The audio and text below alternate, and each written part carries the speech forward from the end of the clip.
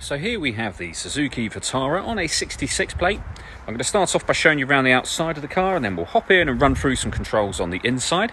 From the outside though, you can see it's a 5-door car with alloy wheels. Let's start off inside the boot and then work our way around the rest of the car from there. As we approach the back of the car, you can see we have reversing sensors, plenty of boot space as well, along with that 60-40 split folding rear seat should you wish to increase this boot space even further. And then underneath this tray section, even more space again.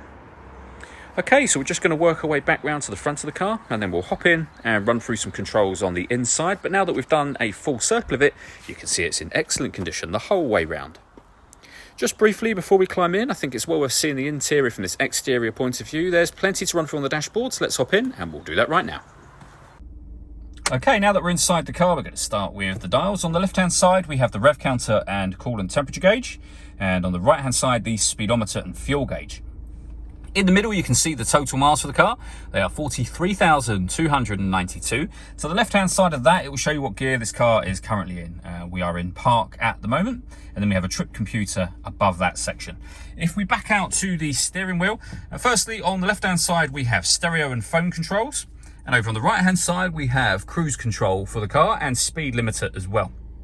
Once you set cruise control, if you hit this button just here, this vehicle is able to maintain its own distance between itself and the car in front, both speeding up and slowing down automatically, depending on the car in front speed. Just behind the steering wheel, we then have the minus and plus paddles. That is so that you can change gear manually with this automatic gearbox. Over in the center, we have the touchscreen for the car. So up on here, you can access various things, as you can see, including your audio menu. So from there, you can access your FM, AM and DAB radio, or you've got a media tab to listen to your own music. You've got iPod input, Bluetooth audio, USB input and an SD memory card input as well. So plenty of ways in which you can listen to your music in this car. We then have the satellite navigation, nice clear color display, very, very easy system to use. We have the phone next. You can pair your phone from there. And then the last one, you can connect up your device, your smartphone, via its USB for some certain Suzuki-friendly apps.